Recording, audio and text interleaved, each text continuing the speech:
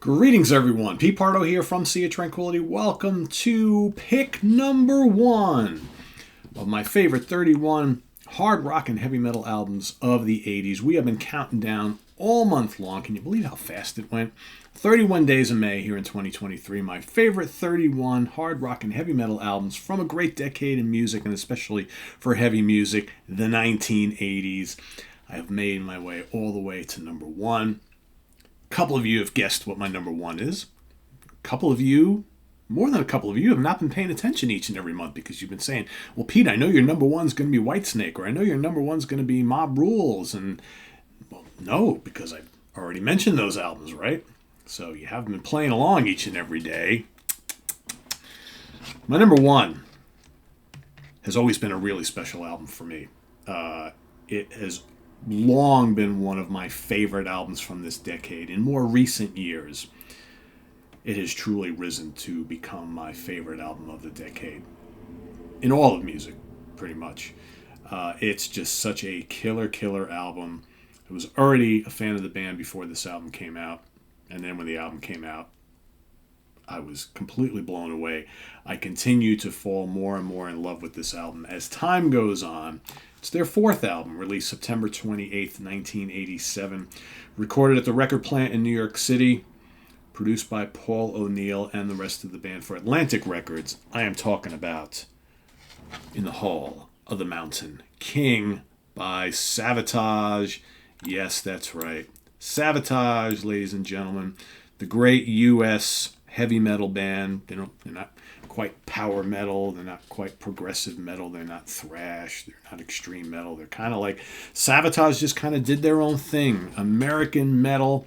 It's heavy. It's melodic. It's at times doomy. It's at times thrashy. I mean, it's just Savatage. Kind of like Metal Church. Where just kind of like they just played metal. It's like they had elements of all these things. Yeah, Armored Saint a little bit to an extent as well, but just kind of did their own thing. And they had elements of other subgenres, but for the most part, you really couldn't pinpoint them anywhere. Of course, you had the amazing shrieking vocals of Mr. John Oliva, founding member. His brother, the late, great Chris Oliva, on guitars, providing the crunch. John Oliva, the grit. Chris Oliva, the crunch. On the bass, Johnny Lee Middleton providing the thunder. And on the drums, Dr. Killdrums himself, Steve Wachholz, right? Of course, produced by Paul O'Neill, who was the driving force behind this band, as well as Trans-Siberian Orchestra. Of course, Paul is no longer with us as well. Also, you got Robert Kinkle play some keyboards here and there on this album. And you got backing vocals on one track by the great and the late Ray Gillen. It's amazing how many of these like killer rock stars and producers and whatnot are just no longer with us, right? So, yeah. Great album. Let's talk about the tracks, shall we? 24 Hours Ago. One of my favorite album openers. So good. Heavy. Love the bass in it. The guitar soloing, the guitar riffs, John's vocals, awesome. Beyond the Doors of the Dark, so killer, so memorable. Legions, dark and heavy and menacing. And then, of course, Strange Wings, which is really memorable, really melodic, great anthemic chorus. Still really heavy, though. Side one, just absolute perfection right there. Side two, Prelude to Madness, the instrumental leads it off. Of course, you know, that, hold on. That is the perfect build-up into the crushing title track, which is another of my favorite songs of all time, one of my favorite riffs of all time. The Hall of the Mountain King, just absolutely amazing. Chris Oliva's guitars, you know, his brother John's shrieks, just so good. The Price You Pay, tumultuous, crushing, heavy. White Witch, coming to you. Awesome. Then you have the tender, brief Chris Oliva instrumental, Last Dawn. And then, of course, the mind-numbing closer, Devastation. Just one banger after another. And it's funny, other than Hole of the Mountain King, which is just about 6 minutes long. Most of the tracks are between 3.5 and 5 minutes long, so it's not like anything goes completely off the rails here. And I love the production. I love the guitar sound. Just man, this album is just so good, so good. Just love it to death. What do we got? Chart positions. Well, other than here in the States at the time of its release in 1987, this made up to number 116 on the Billboard charts. Did not chart anywhere else. However, the reissue in 2022, Germany made number 26, and in Switzerland number 48. And I don't believe there's any certifications for this one. Nope, not at all. But you know what? There's something to be said about it's not only just the million selling records that are the great records, right? I know there's I see it here all the time in the comments. People are like, well, if it wasn't popular and if it didn't sell millions of copies, it means it wasn't a good album. Bullshit. All right? Because sometimes you have more niche styles of music that are absolute genius, yet they're just not made for the masses. That doesn't mean they aren't brilliant albums with great music. And and this is a perfect example of one. I've talked about plenty of albums this month that were big sellers, right? This one is from a band that should have been as big as some of the other bands around them. We've talked about Iron Maiden and Judas Priest and Megadeth and Metallica and so many other heavy bands this month who made it pretty big, right? Yeah, Sabotage, I think, kind of got the shaft.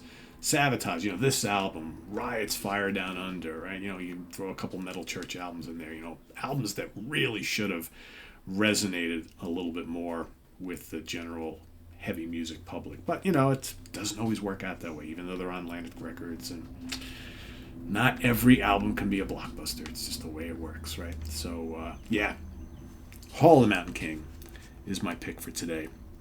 My favorite hard rock or heavy metal album of the 1980s. Let us know what you think of this amazing record down in the comments below, as well as your pick for number one. What is your favorite heavy album of the 80s? And that's a wrap, guys. Tomorrow we switch gears. We move back to the 70s. We're all talking about prog rock for the month. So I have finally put my list together, although I think I might need to tweak something on it because there was a band that I completely forgot about that had a couple really good albums in the 70s that I was like, can this list be complete without them? I don't know. So I will have to relook at things tonight before I start tomorrow morning giving you my number 30 in my top 30 progressive rock albums of the 70s. But otherwise, the list is complete. Once again, I have decided to limit only 3 albums per any one band on the list. So a few of them are represented a few times. It's just the way it works out. It just, with prog, it's a little bit different because there wasn't the plethora of bands like in the 80s with the heavy bands, right? With the prog bands, sure, there were a lot of them, but you had a lot of big ones making great legendary classic albums. So it's for me, I almost decided to just do 2 by any one band, but then I was like, man, but how can you do that? How can you limit a handful of bands to when they have maybe 6 completely classic albums in the decade, right? And just do 1 or 2. And I was like, all right. So, but there's plenty of other really good bands represented. That's the thing. I wanted to make sure that at least we had other bands that I really love and albums that I really love showing up in the list. So yeah, so a maximum of 3 per any one band, just like we did this month. And my list is 99.9% complete. But we'll get started on it tomorrow. So hopefully you got your list ready. You got your number 30 ready. And we will commence here 24 hours from right now for my pick number 30 for my favorite progressive rock albums of the 70s. But today it's all about The Hole of the Mountain King by Sabotage and whatever your number 1 pick might be. So thanks for watching along all month long. You guys seem to really enjoy this one.